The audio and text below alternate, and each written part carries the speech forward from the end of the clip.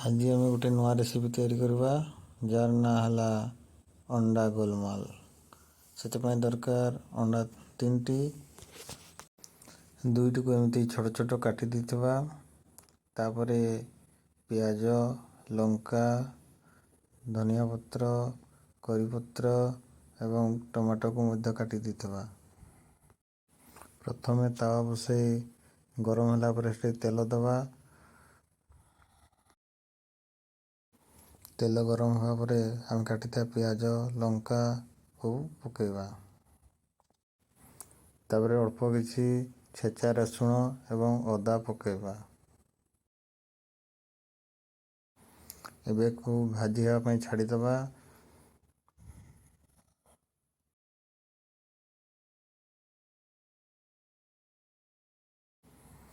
या परे किसी भृसंग पत्र 4-5टी को छोट छोट काटी मिसेइबा। एथिरे छोट साइज रो बिलाती गोटे मिसेइबा कि बड़ साइज से कम मिसेइ। टिके स्वाद अनुसार लुण दे ढांकी दबा। ढांकी देला परे किसी समय पर ढांकणी बाहर करी रखिदबा।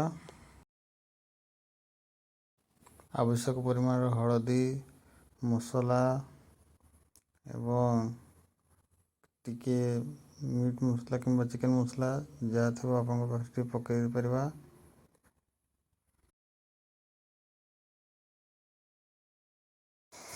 टिके लंका गुंड पकई से पानी दे दबा।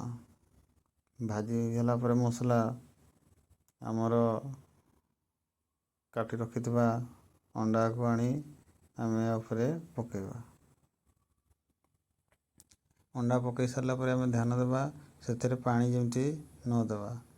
पानी देले कौन हो ना केसर सब मेल्ट हो जिवो आउ तारे सब लगी जिवो।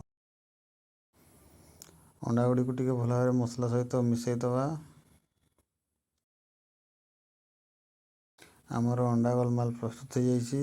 या को आमे प्लेट रे काढ़ी नेबा।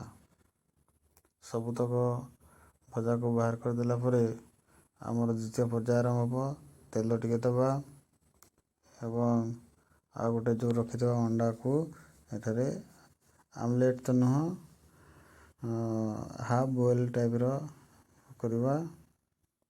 टिके तल पटू टिके सिझी गला पर हेले से आम जो भाजी रखिथबा अंडा तक को मिसेइबा।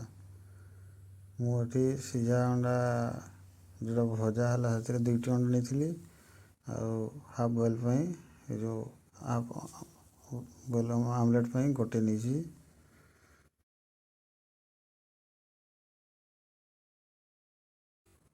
या ऊपर किसी धनिया पत्र एवं पियाज कटा देदबा।